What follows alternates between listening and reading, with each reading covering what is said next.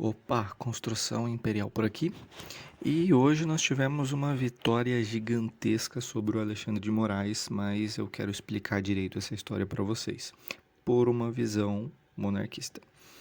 Então, vamos começar pelo começo. Há um tempo atrás, o Alexandre de Moraes, ele, por algum motivo que ninguém sabe, ele gosta de perseguir o Alan dos Santos a todo custo. E ele tinha dado um ultimato pro Rumble, né, que é a plataforma internacional que fala sobre liberdade, que nunca se dobrou por Alexandre de Moraes, deu 48 horas para que ele tivesse um representante legal no Brasil. Basicamente para fazer a mesma coisa que eles fizeram com o Twitter o ano passado, poder multar a Rumble, poder prender o representante, poder fazer o que quiser com, com essa empresa americana. Só que essa atitude já é inviável, né? Não tem como um aplicativo de uma rede social ter 193 representantes, um em cada país, sem que eles realmente tenham um laço comercial, né, naquele país, se eles emitem, né, nota fiscal, se eles emitem algum pagamento sobre patrocínio, tudo bem, aí faz sentido, tem ali um escritório para conseguir render e pagar os funcionários. Agora, se a rede social ela não tem isso, é simplesmente um aplicativo, fica inviável, né? Imagine quantos aplicativos tem hoje, e se todos os aplicativos que você tem no seu celular, você tem representante no Brasil, não vai ter. Óbvio que não vai ter. Então, Alexandre de Moraes estava dando esse ultimato para poder multar, para poder perseguir, para poder prender, para poder fazer o que ele sempre faz de melhor. Acontece que aconteceu o que a gente mais aguardava, né? A Rumble ela virou a chave, né? Tanto que, então vou voltar aqui mais um pouquinho. Tem um tweet que eu achei muito legal. Não sei quem é esse cara, mas eu achei bem legal a síntese que ele fez. Porque ele falou: peraí que eu só fui descobrir agora. O Xandão quis obrigar uma empresa em solo americano a violar as leis americanas, fornecendo os dados de uma pessoa em solo americano. Ele só esqueceu de falar que o Alan dos Santos ele é um cidadão americano. Então, de uma pessoa em solo americano, de um americano.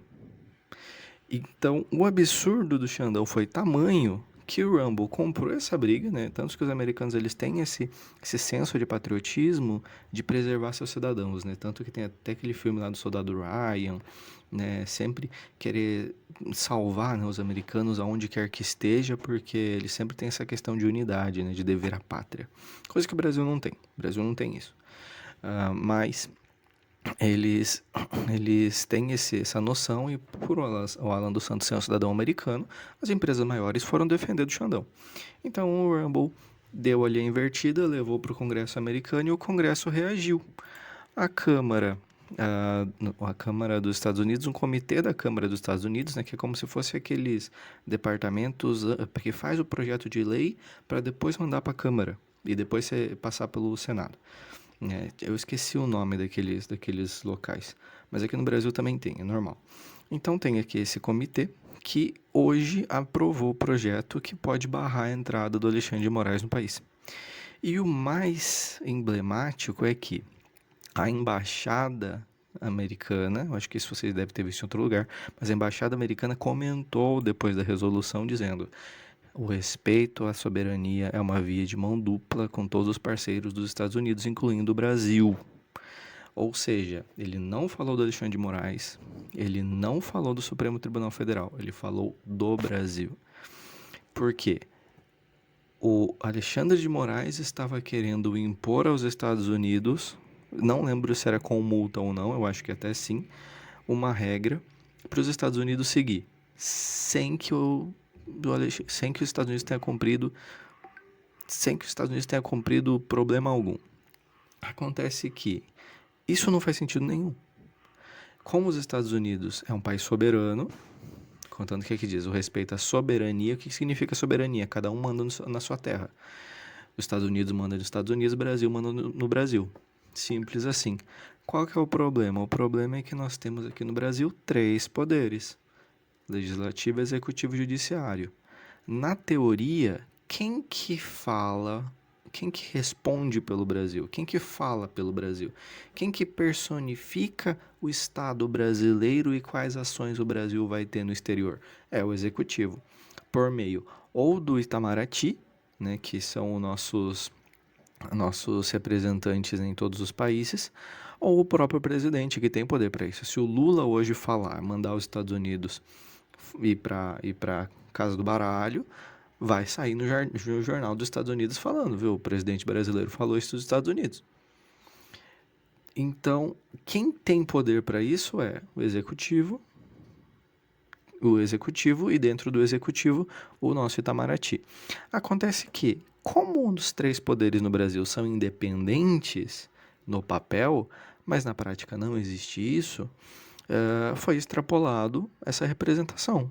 Né? O judiciário quis mandar num país externo sem necessidade nenhuma e o outro país não gostou. Não da atitude do Moraes, da atitude do Brasil. É um atestado de incompetência para o Brasil dizendo que a gente não consegue controlar nossos poderes. Nós não conseguimos tolir os nossos poderes internos para trabalhar em uma união comum. E eu acho que esse é o maior problema. É muito positivo que os Estados Unidos tenham feito duras críticas ao Brasil e que eles estejam fazendo um processo, né, que vai fazer uma lei ali para barrar a entrada do Alexandre de Moraes, mas não só do Alexandre de Moraes, mas do Alexandre de Moraes, os servidores do STF, de várias entidades dentro do governo que permitirem que o Alexandre de Moraes chegasse a ser um ditador, porque basicamente o discurso, tanto que eu nem peguei aqui o vídeo, mas o discurso que os parlamentares lá estavam fazendo era o seguinte: nós não podemos permitir tiranos e ditadores. Então já se enxerga o Alexandre de Moraes lá fora como um ditador e um tirano. E essa regra não serve só para o Alexandre de Moraes, serve para qualquer ditador do mundo. Ou seja, nem Cuba, nem a Coreia do Norte, nem a Rússia, nem a China, nenhum país do mundo teve a ousadia de fazer o que o Alexandre de Moraes fez agora. Mas isso vocês já estão tão careca de saber. A questão é que o Brasil não tem instituições fortes para prevenir, para se controlar, para tolir os seus poderes, para colocar as vozes na mesa e resolver nossos problemas. E eu vejo que essa é a pior parte. Nós não conseguimos resolver nosso problema e nós temos que pedir a um outro país para resolver. Esse é o maior problema. Isso daqui é positivíssimo. Eu sou de direita e eu apoio o que o Estados Unidos está fazendo e quero que ele faça ainda mais. Eu realmente quero que ele bloqueie todos os patrimônios do Alexandre de Moraes, de todos os ministros do STF, de todos os patrimônios também de todos os servidores do STF, talvez até do embaixador brasileiro que está lá nos Estados Unidos. Quero que faça isso para que fique mais uma pressão para impeachment o Alexandre de Moraes e os outros ministros do STF que estão concordando com esse tipo de barbaridade. Sim, concordo com tudo isso. Mas é vergonhoso para o Brasil, como nação soberana, precisar que um outro país faça faxina no nosso país. Isso é vergonhoso. Nós temos nossa própria casa, nós temos nossos próprios cômodos e nós não conseguimos limpar nossa própria casa. Esse é o problema. Nós não conseguimos limpar os vermes da nossa própria casa. Nós não conseguimos aparar a grama da nossa própria casa, porque ditador é igual grama, sempre vai nascer. E no Brasil, nasce praticamente de 10 em 10 anos. Sempre nasce ditador no Brasil.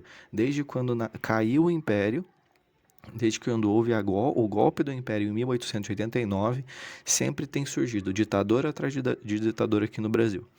E infelizmente agora a gente está com dois ditadores, o Lula e o Alexandre de Moraes.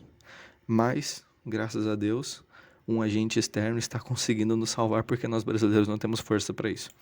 No decorrer disso tudo, até o Rafael Lima, que das ideias radicais, que eu gosto bastante dele, até tweetou aqui também. A nova lei anti-censura dos Estados Unidos não só atinge o Alexandre de Moraes, ela também atinge qualquer agente público ou que agiu em nome de um governo que ordenou, participou ou direcionou ou deu suporte material para censurar americanos ou residentes legais. É grave, não é grave, é muito grave. Porque a partir de agora realmente vai ser um barata voa no STF. Todos os ministros, um ministro só que tomou as rédeas do governo brasileiro, a ditadura do Brasil. A gente tem 11. Por que que os outros 10 não fizeram nada? Por que que os outros 10 não têm, já que eles têm a mesma caneta, por que que eles não conseguiram resolver essa questão e deixou extravasar isso? Então, essa é a principal questão. vai ter muito agente público, vai ter muito ministro, vai ter muito parlamentar que apoia o Alexandre de Moraes e que pode sofrer esse tipo de sanção, e isso é maravilhoso. Precisa acontecer isso sim. E o Dalton Dallagnol, né, que é o principal fonte para tudo isso que eu tô falando aqui agora. Depois houve até uma nota do Itamaraty agora, 6h20 da tarde, dizendo que o Itamaraty ele não vai intervir.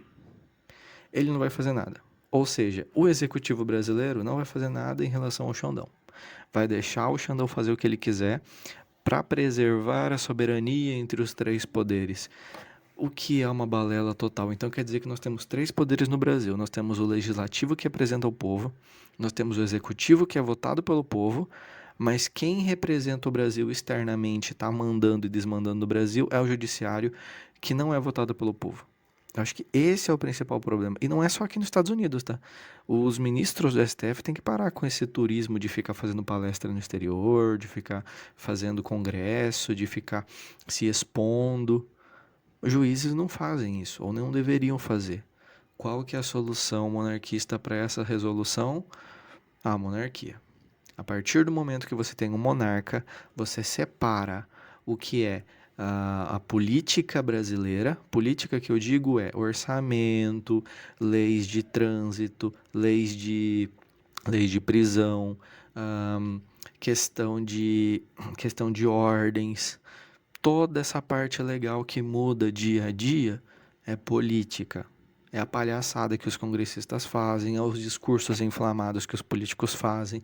Tudo isso é política. Agora, existe uma parte de um governo que é a moral, que é a imagem, que é o respeito à história e que é o pensar a longo prazo, né? A perenidade. O Brasil precisa ter políticas perenes, precisa ter uma visão perene de mundo e uma presença perene de mundo. Caso tivéssemos uma monarquia ativa no Brasil, dificilmente isso aconteceria. Primeiro porque o Alexandre de Moraes já seria impeachmentado, né? Já haveria ali uma cartinha, imagino eu, né? Não existe isso no papel, mas imagino eu que a partir da primeira cagada que o Alexandre de Moraes fizesse, a família imperial já iria redigir um textinho para fazer uma votação se realmente o Congresso gostaria de continuar com esse ministro no STF, para poder impeachment ele. Isso já seria a maior faxina. Mas nesse ponto que estamos agora, tem mais um problema. Esse ministro está há muito tempo no STF. Quanto dinheiro ele está ganhando lá? Quantas cagadas ele está fazendo lá? Ele vai conseguir pagar por todas as cagadas que ele está fazendo? Com que dinheiro ele conseguiria pagar? Não é só a questão do impeachment. É a questão do impeachment dele, de todos os seus subalternos e da indenização que ele precisa dar a todas as pessoas que foram lesadas por ele. Quem que vai fazer isso? O presidente não vai fazer isso. O nosso legislativo não vai fazer isso. O monarca poderia fazer, mas a gente não tem.